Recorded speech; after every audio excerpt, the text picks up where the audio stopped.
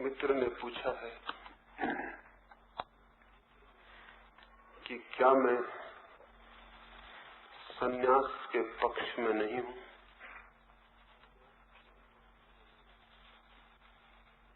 मैं संन्यास के तो पक्ष में हूं, लेकिन सन्यासियों के पक्ष में नहीं।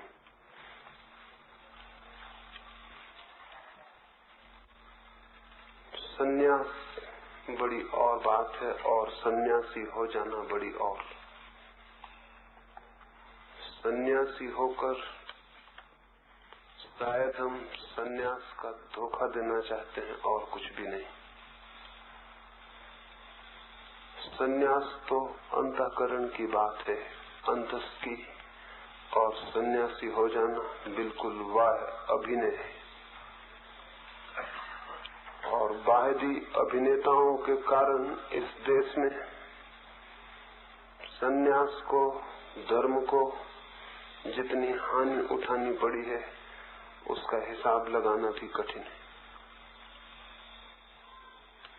सन्यास जीवन विरोधी बात नहीं है, लेकिन तथाकथित सन्यासी जीवन विरोधी होता हुआ दिखाई पड़ता है। सन्यास तो जीवन को परिपूर्ण रूप से भोगने का उपाय है। सन्यास त्याग भी नहीं है।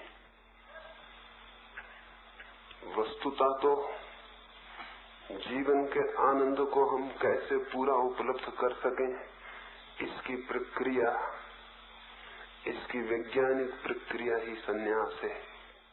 सन्यास दुख उठाने का नाम नहीं, और न जान के अपने ऊपर दुख ओढ़ने का, न जान के अपने को पीड़ा, तकलीफ और कष्ट देने का।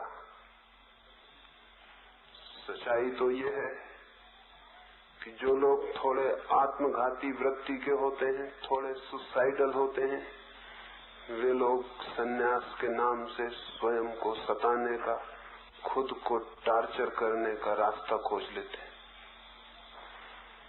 दुनिया में जिनकी दुष्ट प्रकृति है, जिनका मस्तिष्क और मन वायलेंट और हिंसक है, वे दो तरह के काम कर सकते हैं।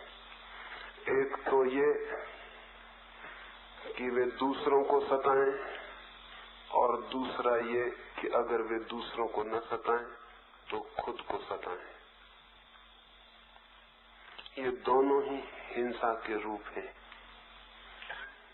जो आदमी दूसरों को सताने से अपने को रोकता है जबरदस्ती, वो अनिवार्य रूप से खुद को सताने में लग जाता है। फिर चाहे वो उसे तपश्चर्या कहता हो, त्याग कहता हो, या कोई और अच्छे नाम चुन लेता हो, इससे कोई फर्क नहीं पड़ता है। और स्मरण रखें, जो आदमी अपने को सताता है वो आदमी कभी भी अहिंसक नहीं हो सकता है। जो अपने को ही प्रेम नहीं करता, वो इस पृथ्वी पर किसी दूसरे को कभी प्रेम नहीं कर सकता है। दूसरों के प्रति दिखाया जाने वाला प्रेम धोखा और पाखंड, क्योंकि जो खुद को ही प्रेम करने में समर्थ नहीं हो सका, वो और किसको प्रेम कर सकेगा। मेरी दृष्टि में सन्यासी वो है जो स्वयं को इतना प्रेम करता है कि इस स्वयं को प्रेम करने के कारण ही उसका जीवन आमूल परिवर्तित हो जाता है। स्वयं के प्रति इस गहरे प्रेम में ही उसके भीतर सबके प्रति प्रेम का जन्म होता है। सन्यास ऐसी चित्त दशा का नाम है जहां भीतर व्यक्ति ऐसे जीने लगता है जैसे कि हो ही नहीं, जैसे उसकी अस्मिता, उसका अहंकार, उसका ईगो खो गए हों, शून्य हो गए।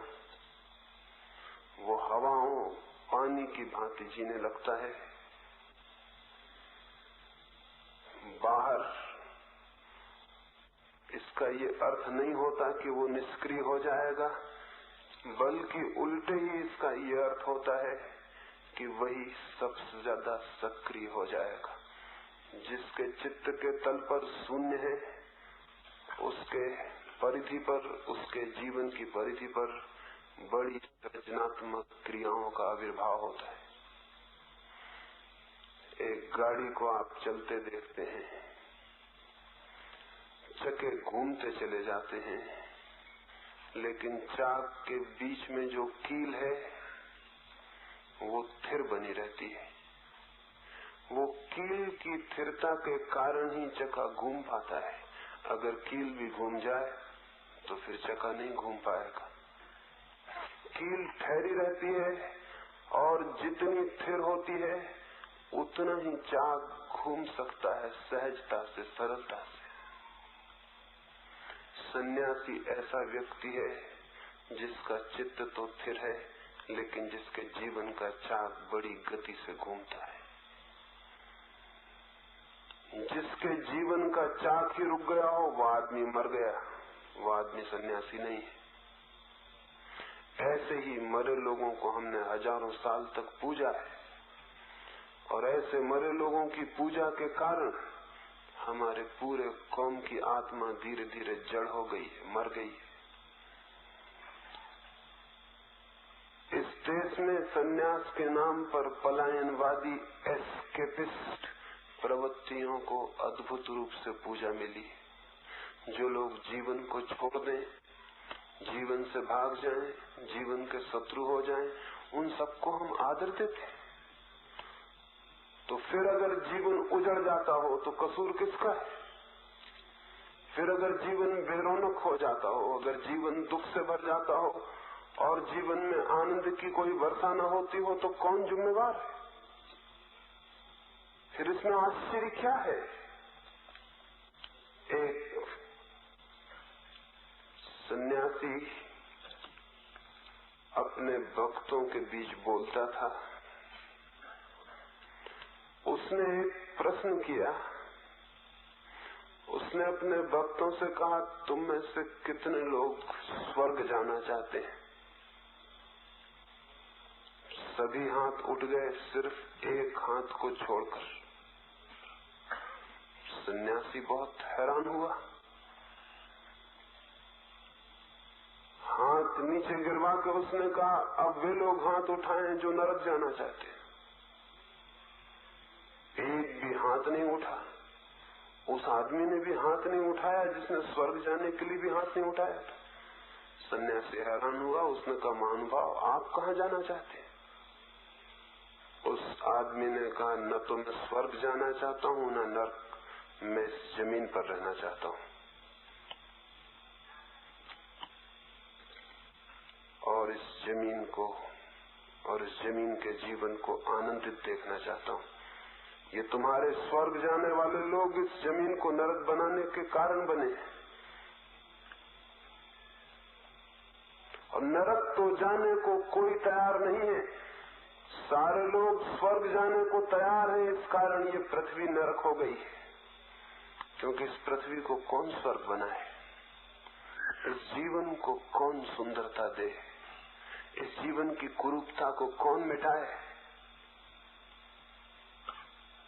जो लोग जीवन को छोड़ने की शिक्षा देते हैं वे तो जीवन को सुंदर न बनाना चाहेंगे, क्योंकि जीवन अगर सुंदर हो जाए, उसकी सारी अगलीनेस, उसकी कुरूपता मिट जाए, तो शायद कोई जीवन को छोड़ने की, भागने की कल्पना भी ना करे।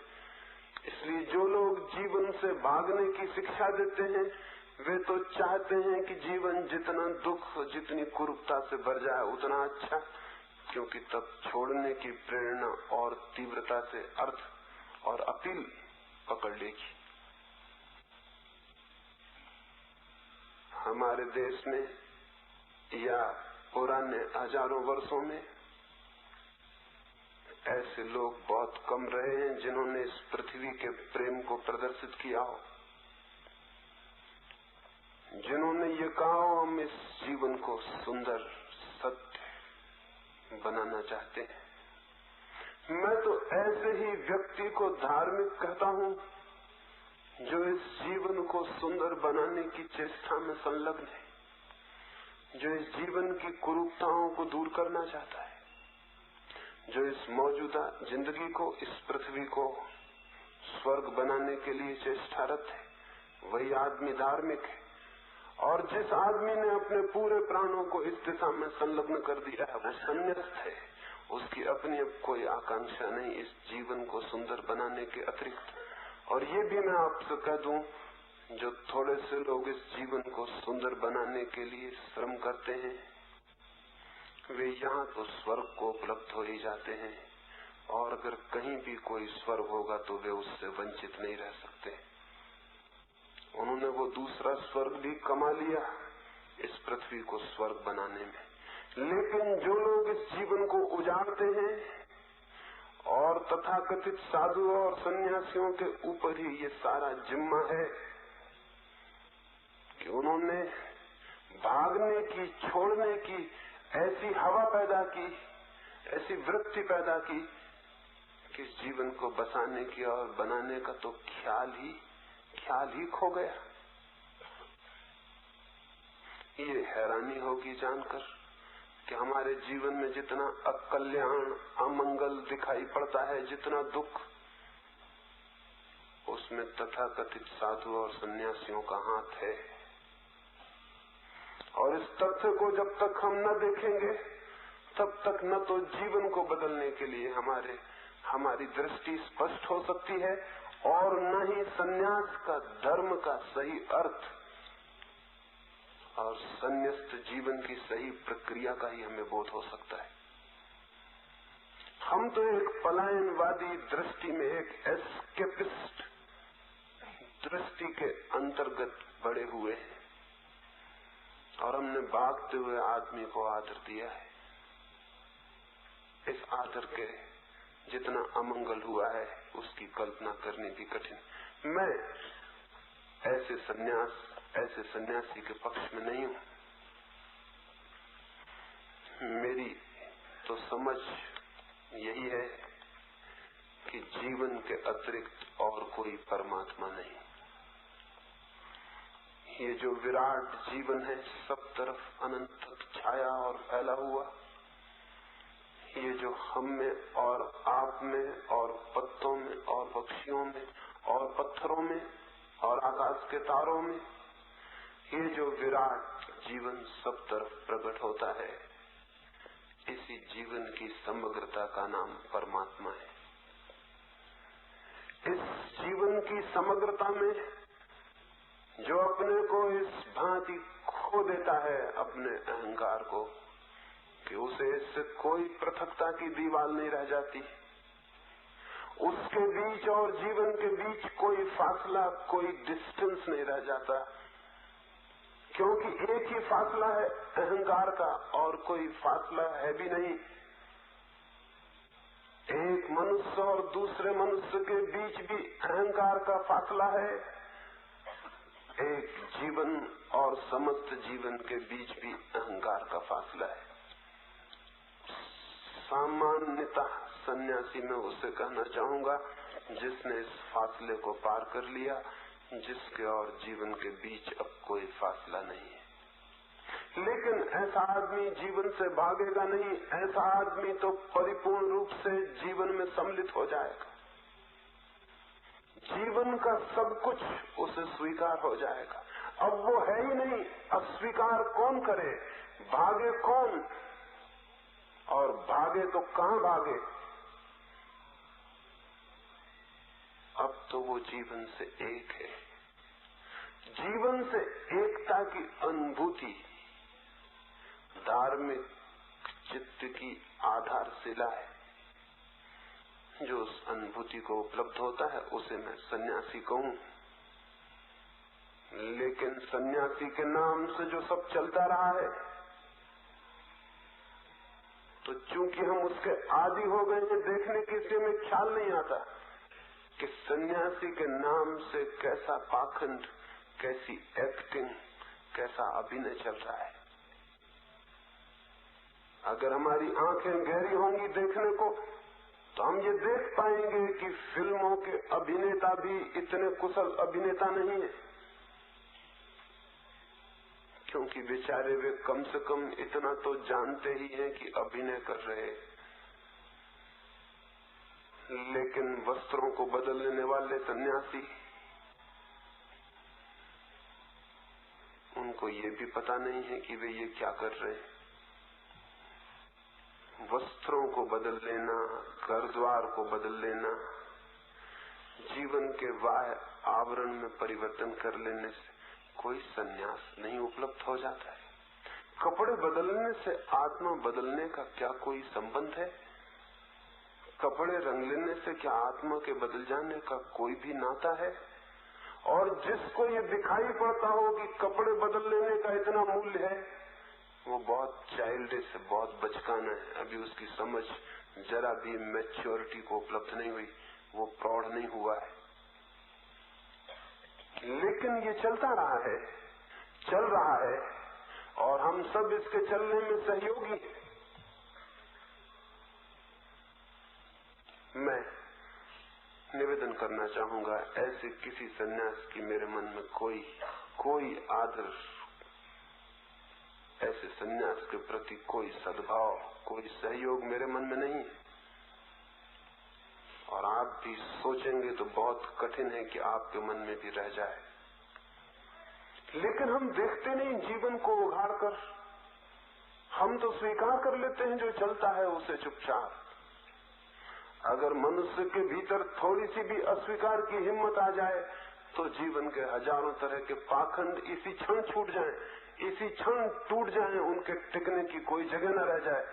लेकिन हम अपनी शिथिलता में, हम अपने आलस्य में, हम अपनी नींद में आंख खोल के देखते भी नहीं। जो चल रहा है हम भी उसमें सहयोगी और साथी हो जाते।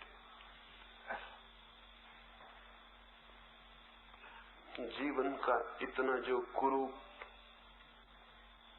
रूप उपस्थित हो गया है, इसमें किन लोगों का हाथ? उन्हीं लोगों का जिन्होंने किसी न किसी रूप में भी जीवन से भागने की, पलायन की, मोक्ष की, किन्हीं दूर की कल्पनाओं के लिए इस जीवन को कुर्बान कर देने की बातें की हैं, लोगों को समझाया है और लोगों में जीवन विरोधी, लाइफ नेगेटिव दृष्टि को जन्म दिया है। मैं तो लाइफ अफर्मेशन को, जीवन के स्वीकार को,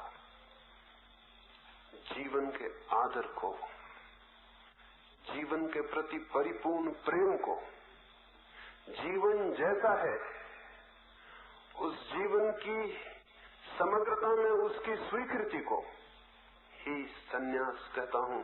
जीवन को पूरे ढंग से जीना ही सन्यास है, भाग जाना नहीं, आंख बंद कर लेना नहीं। लेकिन ऐसा सन्यासी अभी पैदा होने को है जो जीवन का शत्रु ना हो, मित्र हो। और जिस दिन भी हम ऐसे सन्यासी को जन्म दे सकेंगे, उसी दिन धर्म और जीवन के बीच जो आज खाई खुदी है वो समाप्त हो जाएगी। जीवन और धर्म एक हो सकेगा। तब मंदिर और दुकान को अलग रहने की जरूरत न रहेगी। तब दुकान मंदिर हो सकती। वैसे मंदिर तो बहुत दिनों से दुकान हो ही चुका है, लेकिन दुकान मंदिर नहीं हो पाई। तब बाजार, जीवन की सघनता से पहाड़ की चोटियों पर भागने का कोई सवाल नहीं है। कपड़े बदलने का, घर द्वार छोड़ देने का नहीं कोई सवाल है। तब सवाल है स्वयं को बदल लेने का। और जो लोग स्वयं को नहीं बदलना चाहते, वे छोटी मोटी बदलाहट करके स्वयं को कंसोलेशन दे लेते हैं, सांत्वना दे लेते हैं कि हमने अपने को बदल लिया। ये धोखा बहुत चल चुका। ऐसे सन्यास को अब कोई जगह आने वाली मनुष्य की चेतना में नहीं होनी चाहिए। और हमने बहुत अहित भी भोग लिया, हमने बहुत अमंगल भी भोग लिया। हमने जीवन को बहुत रूप से उपेक्षित करके दुखी, परेशान, बेचैन भी, अशांत भी बना लिया। लेकिन अब तक भी जीवन की परिपूर्ण स्वीकृति को लेने वाले धर्म को, विचार को हम जन्म नहीं दे सके। कहीं आसमान से वो पैदा होगा भी नहीं, हम ही उसे मार्ग देंगे तो वो पैदा हो सकता है। तो मैं सन्यास के तो पक्ष में हूं, लेकिन सन्यासी के नहीं, क्योंकि सन्यास एक और ही क्रांति है जिससे व्यक्ति गुजर जाता है, और सन्यासी हो जाना एक ढोंग है। जो लोग क्रांति से बिना गुजरे क्रांति से गुजर जाने का वहम पाल लेना चाहते हैं, उनके लिए बड़ा सुगम उपाय है। और कभी तो हैरानी होती है कि तथाकथित बड़े बड़े नाम भी बच्चे मालूम पड़ते हैं। उनके आग्रह इतनी छोटी छोटी बातों के होते हैं कि हैरानी होती है, और इतनी क्षुद्र बातों में जिनका चित्त लीन होता हो, इतनी क्षुद्र बातों में जो निरंतर ग्रस्त रहते हो, वे भी विराट की तरफ उड़ान भर पाते होंगे, इसकी कल्पना भी नहीं हो सकती।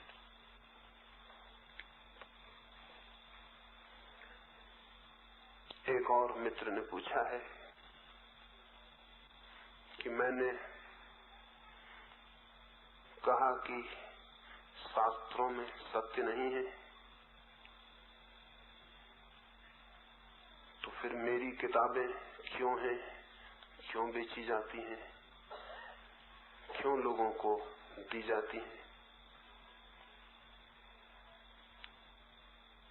वे शास्त्र और किताब के फर्क को नहीं समझ पाए। किताबों के विरोध में मैं नहीं हूं। गीता एक किताब हो तो ठीक, कुरान एक किताब हो तो ठीक। जिस दिन कोई किताब शास्त्र बनती है, उसी दिन से खतरा शुरू होता है। शास्त्र और किताब में फर्क क्या है? जब कोई किताब अथॉरिटी बन जाती है, आप्त बन जाती है, जब कोई किताब ये दावा करती है कि ये ईश्वरीय है, होली है, पवित्र है, जब कोई किताब ये दावा करती है कि इसमें जो लिखा है वो त्रिकाल में सत्य है, जब कोई किताब ये दावा करती है कि इससे अन्यथा जो है वो सब गलत, जब कोई किताब ये कहती है कि मेरी पूजा करो, जब कोई किताब पूजा पाने लगती है, आप्त बन जाती है, दावे करने लगती है कि जो कुछ है मैं हूं, यही सत्य है, इस पर श्रद्धा लाने से ही ज्ञान उपलब्ध होगा, तब किताब किताब नहीं रह जाती, शास्त्र बन जाती। और शास्त्र खतरनाक सिद्ध होते हैं। किताबें तो बहुत निर्दोष हैं, उनमें कोई खतरा नहीं है।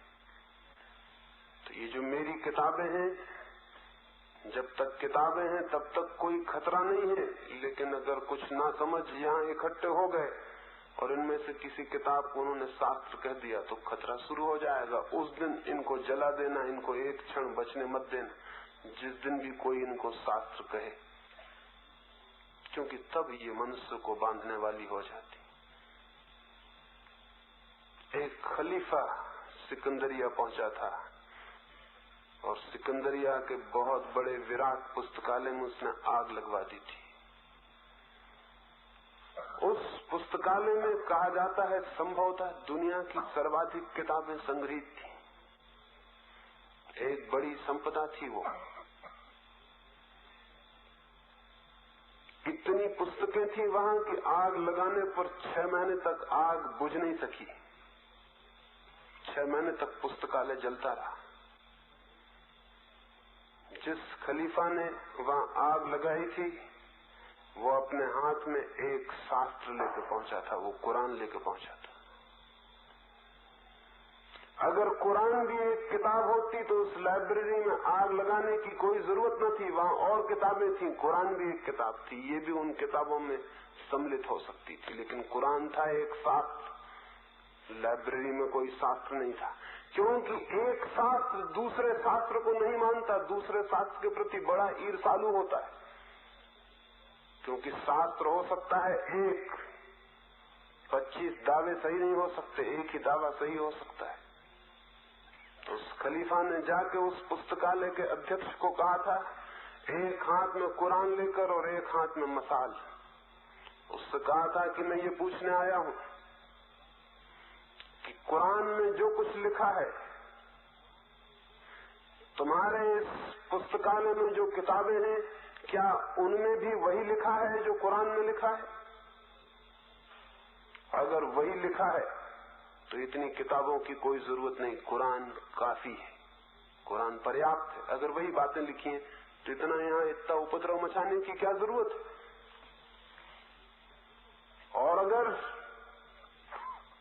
तुम्हारी इन किताबों में ऐसी बातें भी लिखी हैं जो कुरान में नहीं है, तब तो इस पुस्तकालय को एक क्षण बर्दाश्त नहीं किया जा सकता, क्योंकि कुरान के अतिरिक्त जो कुछ भी है सब गलत है, सत्य तो कुरान है। तो उस खलीफा ने कहा, दोनों हालत में तुम्हारा उत्तर चाहे कुछ भी हो, मैं आग लगाने आया हूं। चाहे तुम कहो कि इनमें भी वही बातें लिखी हैं जो कुरान में है, तब मैं कहूंगा कि फिजूल हैं ये किताबें। और अगर तुम कहो कि इनमें ऐसी बातें भी हैं जो कुरान में नहीं, तो मैं कहूंगा खतरनाक है ये किताबें, इनको इसी वक्त जला देना जरूरी। उसने एक हाथ में कुरान को नमस्कार करके और उस पुस्तकालय में आग लगा दी। ये कुरान शास्त्र था, अगर किताब होती तो इस पुस्तकालय में आग नहीं लग सकती थी। मैंने किताबों के विरोध में कुछ भी नहीं कहा है, जो कहा है शास्त्र के विरोध में कहा है। शास्त्र किताब नहीं है, पागल हो गई किताब है। एक साधारण आदमी, एक आदमी और फिर एक आदमी पागल हो जाए और कहने लगे मैं ईश्वर हूं,